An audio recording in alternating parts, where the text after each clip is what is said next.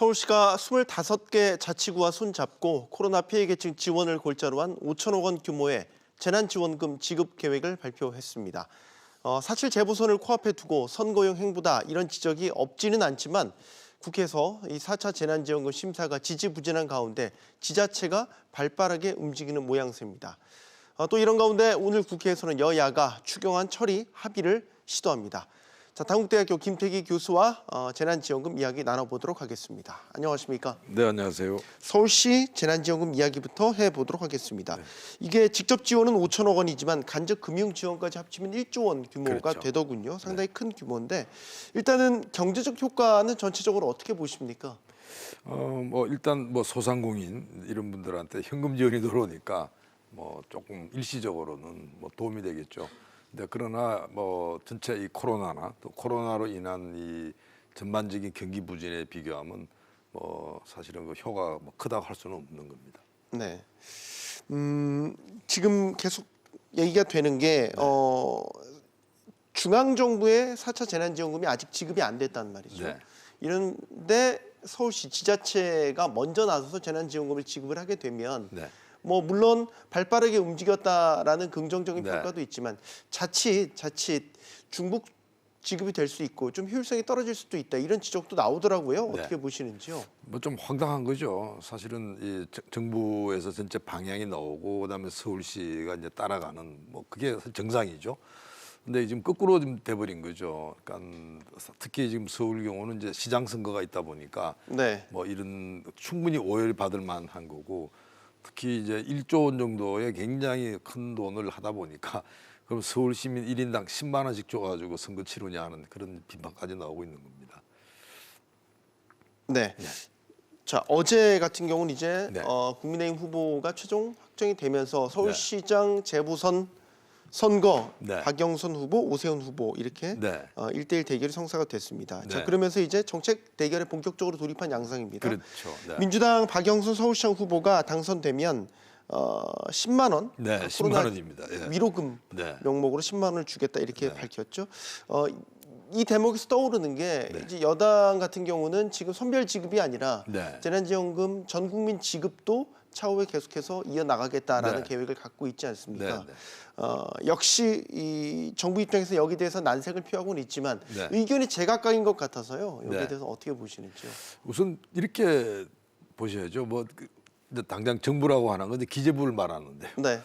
기재부는 이게 기가 막힌 거죠. 어느 누가 보더라도 코로나로 피해가 많은 계층에 지원하는 게 상식인데 이걸 전 국민들랑 똑같이 예를 들어 서울시는 이번에 10만 원 그리고 또 전 국민 대상으로 다 똑같이 주자는 이런 부분에 대해서는 사실은 이 기재부는 동의할 수 없는 이런 부분이고요. 이제 그럼에도 불구하고 이제 여당은 계속 이제 밀어붙이고 있는 좀 이런 행동입니다. 그래서 결국은 국회가 이제 예산을 통과시키는 권한을 가지고 있으니까요. 네. 국회에서 통과는 되겠죠. 그러나 이제 이 기획재정부 입장에서는 처음부터 그랬고 지금도 굉장히 좀 동의할 수 없는 이런 태도를 보이고 있는 겁니다. 지금 입장에서 네. 심사가 진행 중인데 심사 과정에서 정부가 또 우려를 표하는 게 15조 원 원래 규모였잖아요. 네. 그런데 이제 심사 과정에서 하나 둘 늘어나기 시작하더니 네. 4조 원이 더 지금 늘어나는 네. 이런 방향으로 가고 있단 말입니다. 네. 홍남기 경제부총리가 다시 한번 재정 우려를 나타냈어요. 어떻게 보면 당연한 건데 그렇죠. 네. 심사 과정에서 이렇게 4조 원이 또 늘어나 버리면 진짜 좀 어떻게 해야 되죠? 황당한 네. 거죠. 이미 우리가 지금 추경을 15조를 좀 짜기로 한 거 아닙니까? 네. 그럼 기존 예산을 5조 원을 이제 같이 쓰기로 한 거예요. 근데 거기다 추가적으로 15조 원 하는데 15조 원 중에서 무려 10조 원을 국채를 발행해서 하자는 겁니다. 그래서 이제 홍남기 부총리가 그까지 양보를 했어요. 근데 국회 갔더니 또 5조를 또 얹으자는 거죠. 네.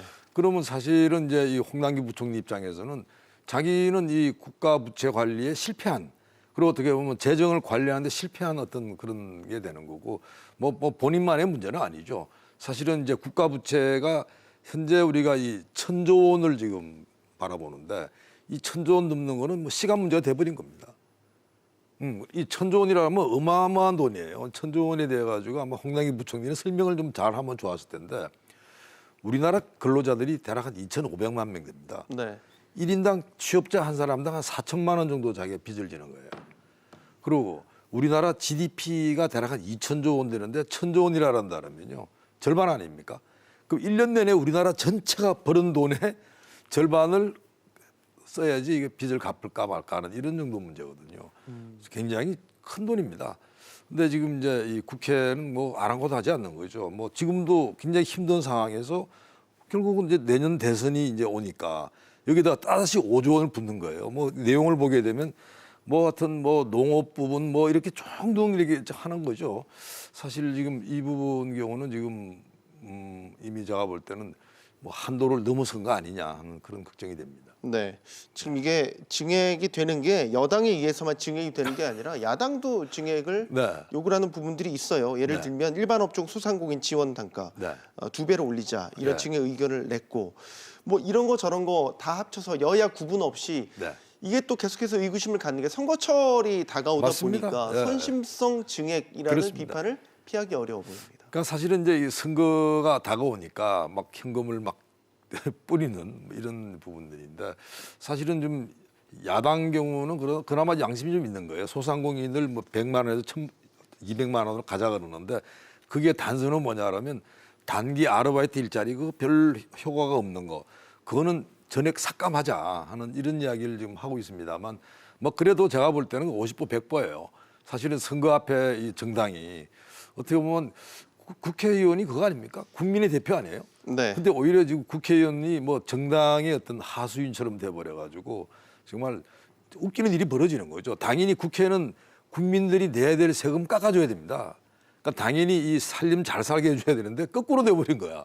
오히려 정부는 돈을 너무 쓰면 안 됩니다. 그러고 국회는 막 써. 세금 막 걷어. 이게 제가 볼 때는 진짜 참 있을 수 없는 일들이 지금 벌어지고 보셔야죠.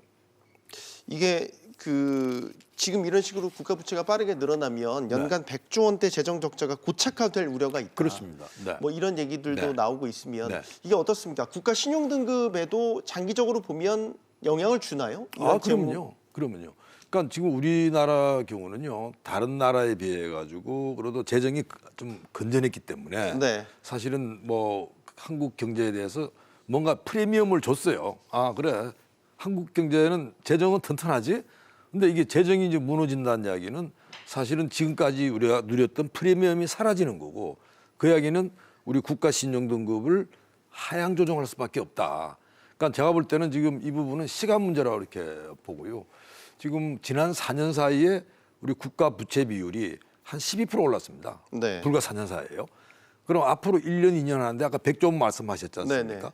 100조 원은 무조건 깔고 가는 겁니다. 왜? 지금 세수가 안 들어오고 돈 나가는 세출은 많으니까 무조건 이거는 100조 원은 깔고 가는 거거든요. 그래서 제가 볼 때 그런 식으로 누적이 돼버리게 되면 이거 60% 가는 거 이건 뭐 시간 문제구나. 그럼 이런 경우가 있었어요. 아마 우리가 유럽 중에서 가장 힘든 나라 그런다면 뭐 그리스, 이태리, 스페인 정도 우리가 머리에 들어올 텐데요. 그 나라가 다 그렇게 돼버렸습니다. 네. 순간에 그냥 국가 부채가 올라가 버렸고 그 나라도 똑같이 우리와 같은 일을 해버린 거예요. 돈을 함부로 쓰다가 그냥 국가 부채가 쌓이고 재정 위기가 오고 오늘날의 이제 경제 위기에 처한 그런 나라가 된 거죠. 그래서 사실은 지금 국가 신용 등급 하락 이 부분은요. 어떻게 보면 먼 날이 아니고 이거는 아마 곧 이야기가 나올 수 있는 그런 가능성이 큽니다. 여러 정치적 논쟁, 뭐 갑론을박을 거쳐서 어쨌든 4차 재난지원금을 지급하기로 했지 않습니까? 그렇습니다. 선별 네. 방식으로 말이죠. 네. 기왕 지급하기로 했으면 네. 내일 이제 국회 본회의 통과를 여당이 목표로 하고 있기 때문에 네. 드리는 질문입니다. 네.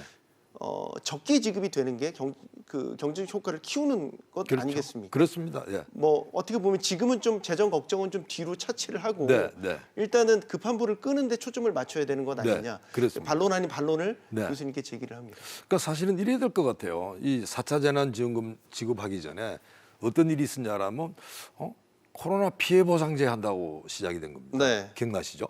코로나 피해 보상제 한다고 그러면서 피해 보상제 하려고 했더니 이게 굉장히 복잡해.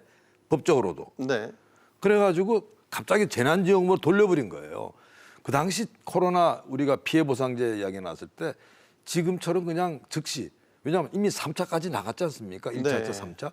그게 준해가지고 그냥 어떻게 보면 피해가 좀 많은 계층에는 조금 더 돈을 더 좀 많이 주면 끝날 일인데 이걸 그냥 피해 보상제라고 하는 것 때문에 막 여당 스스로 헷갈려 하다가 시간을 놓쳐버린 거죠.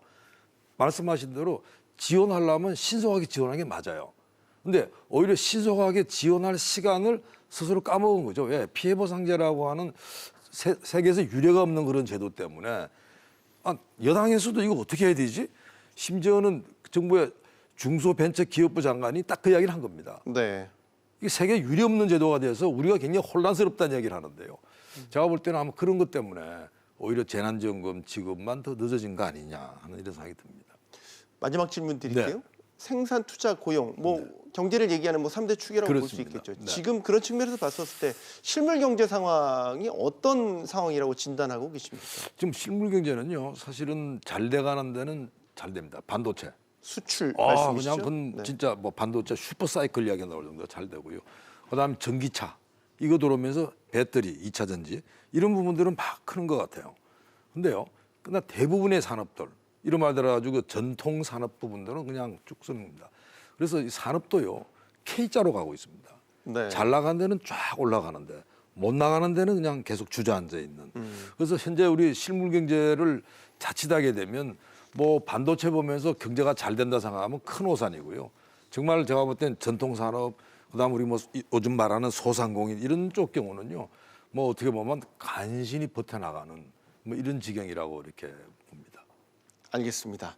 자, 오늘 말씀 여기까지 듣겠습니다. 네. 김태기 교수였습니다. 고맙습니다. 네, 감사합니다.